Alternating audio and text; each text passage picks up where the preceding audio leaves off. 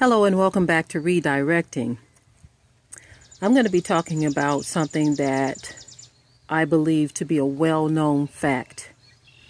And that fact is that if you are a so-called black man, a woman of another nation or another race can never be bone of your bone and flesh of your flesh. Now, I know many of you will say, well, how can you say that? This woman is my best friend, or she completes me, this, that, and the other, blah, blah, blah. I'm just going to make a quick reference to Kanye West and Kim Kardashian. If anyone thinks that she is truly bone of his bone and flesh of his flesh, then you are sadly mistaken.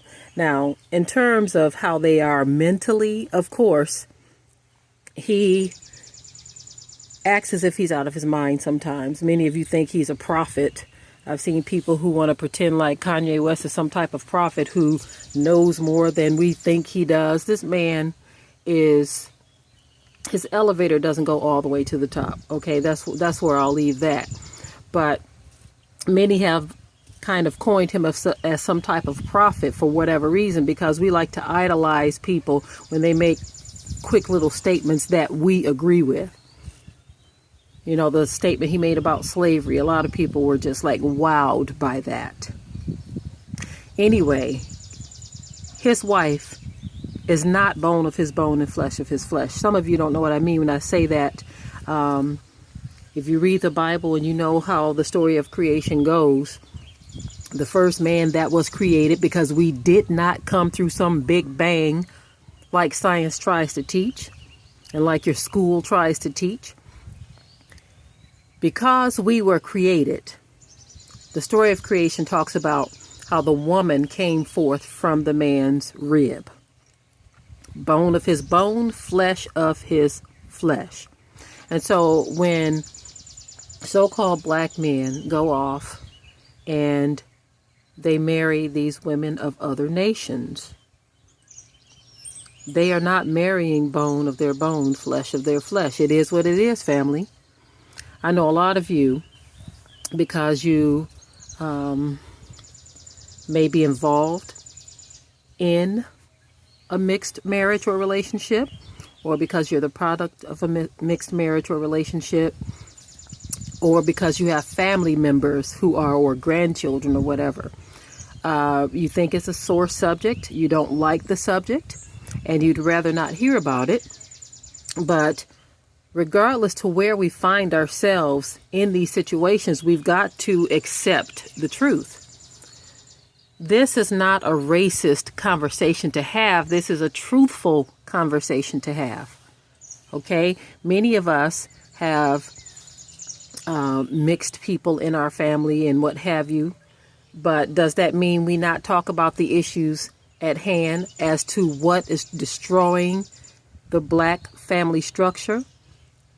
When our brothers continue to venture out and partner up with women of other nations, whether they're white, Asian, Latino, it doesn't matter. When they do this, they are further diluting our seed line. And we seem to be the only group of people who don't understand how detrimental that is to us. Unfortunately, and I know I can't speak for every situation, because I do believe there are some situations where the people do genuinely love each other. Okay? But if I was going to put a statistical number on it or percentage, I would definitely say that the percentage of those who really truly love each other is far smaller than those who are just in it for either financial gain or some type of sexual pleasure. I remember some time ago, someone sent me a link to a website where you had white women talking about their disastrous relationships with black men. And you have black men talking about their disastrous relationships with white women. They were sharing their horror stories, not just mere breakups or disagreements, so we decided to part ways, nothing like that. It was more so this was a horror story, like what the heck have I gotten myself into type situations. And so when we allow our minds to be tricked into thinking that you can just venture off and just find love anywhere, it's just a dream. Just a dream. Now, I shared a story the other day about a so-called black man who thought he was going to go to Sweden and get him a bride. And I'm sorry, not Sweden, it was Russia. He got himself a Russian mail order bride, and she scammed this dude out of $50,000. Now, when I looked closely at one picture where he was actually looking at her, it looks like they were standing there about to say their vows. That look, even though it was a side profile of him, it was a look of almost like, man, is this really about to happen? Am I about to get me a 20-year-old white girl and I'm 42? He had a look like there wasn't anything loving. It wasn't that he loved her or that he knew she loved him. It was nothing like that. It was almost like a freak in a candy store to me. A kid in a candy store, you know. Almost like he felt like, oh man, is this really about to happen? That's what his posture spoke to me. Like, man, is this real? Am I really about to marry this woman? It was just one of those very odd moments for me. And I'm going to talk about in another video. Someone shared with me they wanted me to speak on the issue of the black male, Robert Smith, billionaire. I believe his name was Robert Smith, but I'm going to have to revisit the story before I touch on it. But he decided to marry him a playboy playmate. My people are destroyed for the lack of knowledge. And I'm going to say for just sheer ignorance, because we've seen and we know. We just ignore. That's what ignorance means, to ignore. So in certain cases, it's not a lack of knowledge. It's just pure ignorance. You want to ignore what is very obvious. And so, again, black men, a white woman, an Asian woman, a Latino woman, a Jewish woman, in which I believe Jewish people are white too.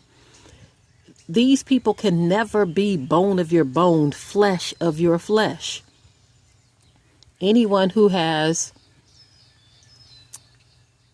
not a so-called black person can never be bone of your bone, flesh of your flesh.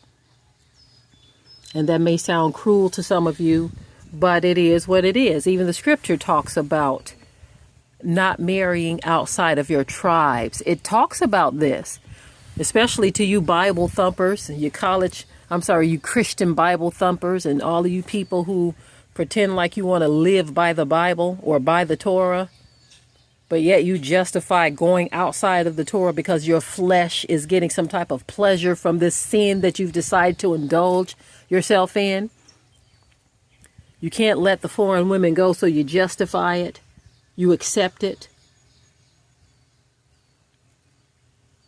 And then you have those who, even if they themselves are not involved in this particular type of thing, they will somewhat endorse it by readily allowing these people to just do whatever, come around them, fellowship with them.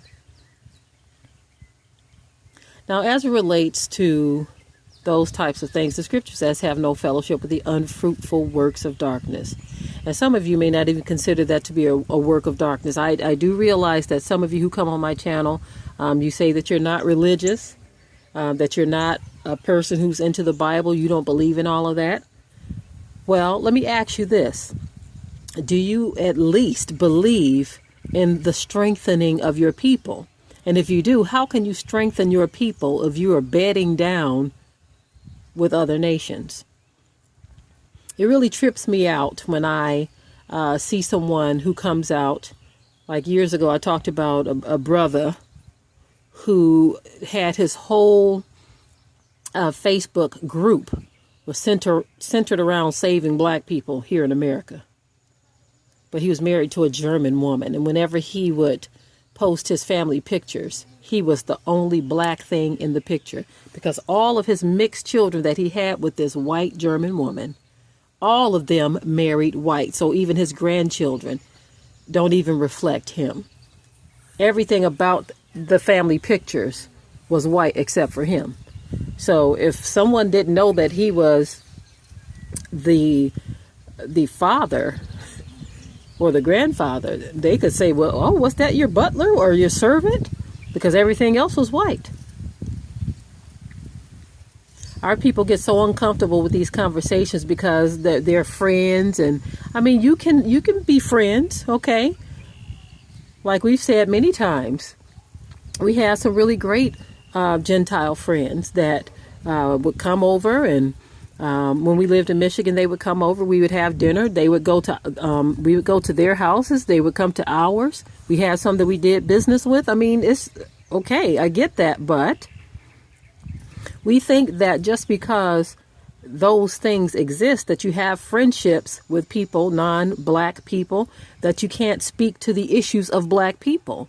You have some black people so uncomfortable about talking to anything concerning slavery. Oh, we can't do that because we don't want to offend anybody. Who don't you want to offend?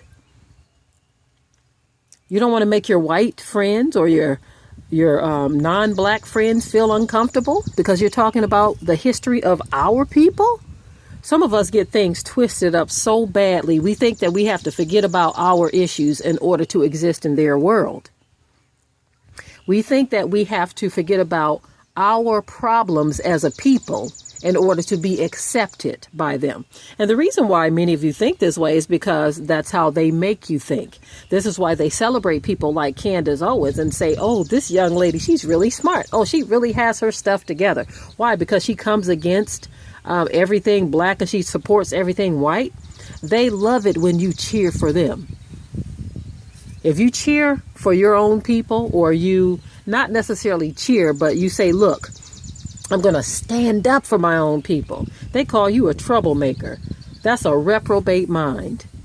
So if a woman is being raped and she decides she's going to come out and speak against rapist, if you apply the same thing to racist and rapist, so you're saying that the people who are the victims of racism, you're saying that they are the troublemakers.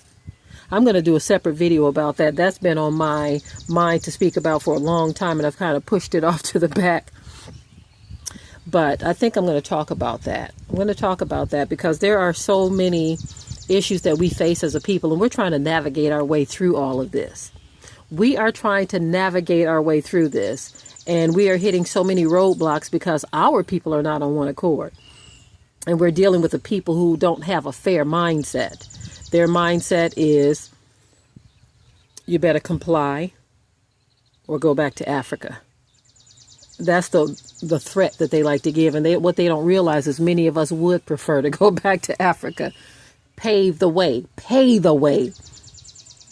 Pave it and pay for it. And I don't mean give us no $10,000 and put us on a ship and send us back. No, I mean set us up when we get there. If you want us to go back to Africa, buy the land in our name in Africa. Give us what we need to set up our land situations, our businesses, building our homes, because our ancestors put enough money into this country to where every last one of us deserves that. I'm sorry, it is what it is.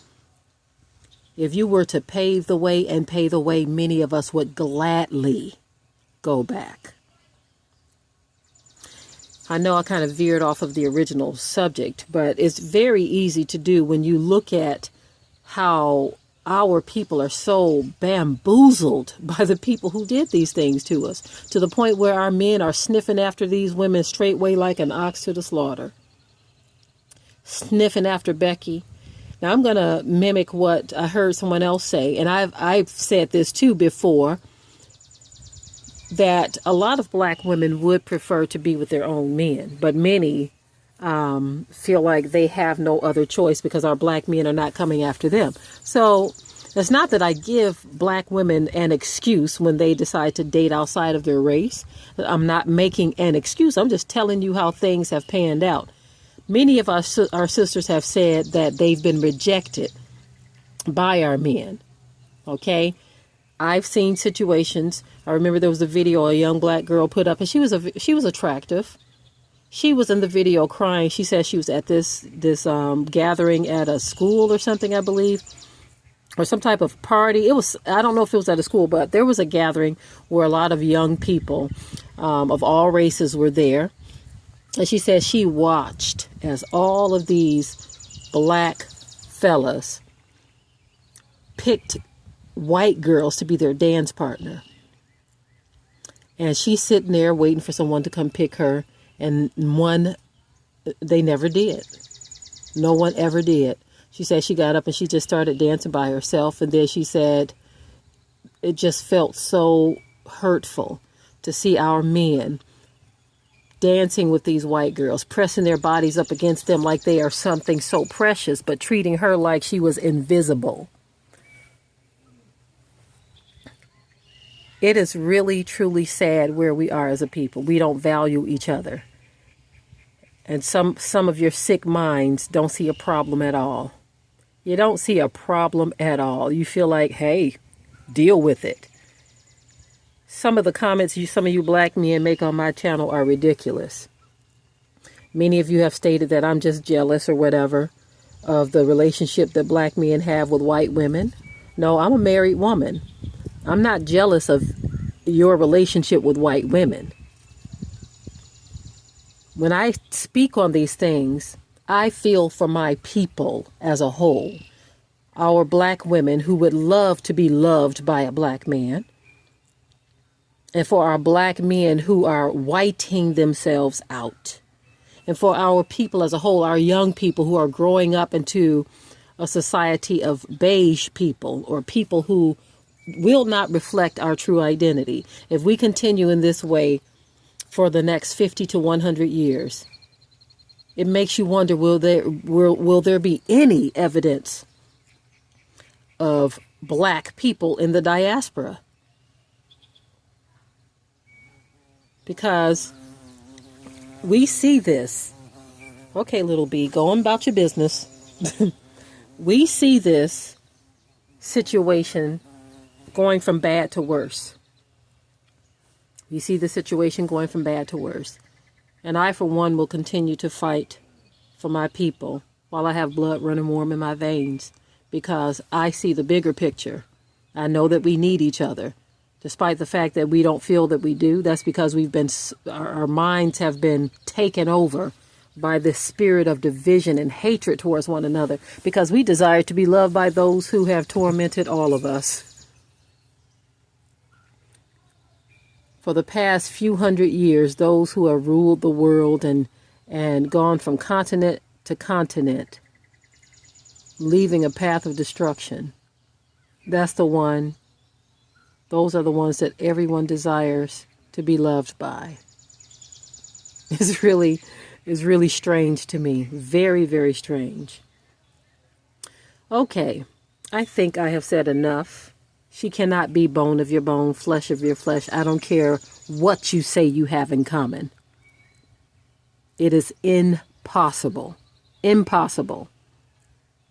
Of course, you're going to sit and you're going to make up excuses and reasons and say that the black woman is this, that, and the other. And whenever I do a video and I'm talking about black men with white women, whether they're being bilked for money or being divorced and she's taking them to the cleaners and all this kind of stuff, or she's done something dirty to him, like said something about rape and he didn't do it. Look at the comment section. You'll see all these brothers deflecting. They deflect to all of the faults of the black woman. Even though the video is about a white woman who's treated you like trash and like dirt, you deflect to all of the problems and issues of the black woman. And that sounds to me just like what our oppressors do. Whenever you talk about racism, they always deflect to black criminals. It's so funny. So funny to me, but you so-called black men do the same thing. You want to talk about how awful the black woman is when someone points out the obvious to you. We got to get it together, family. With that, I will say shalom.